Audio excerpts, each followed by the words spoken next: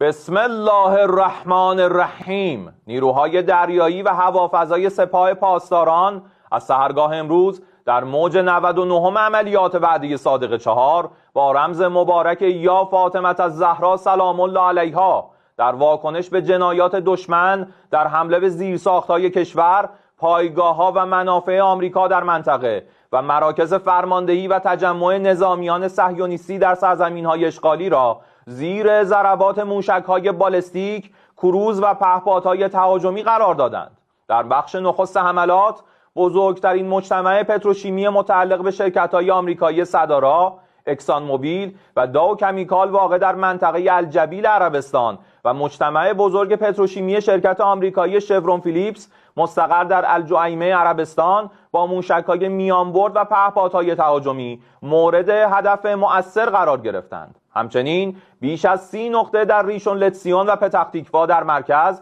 و بیروسبد، دیمونا، آراد، کریاتگاد و اوفاکیم در نقب در مرکز و جنوب اراضی اشغالی در ادامه موج 99 عملیات وعده صادق 4 با موشک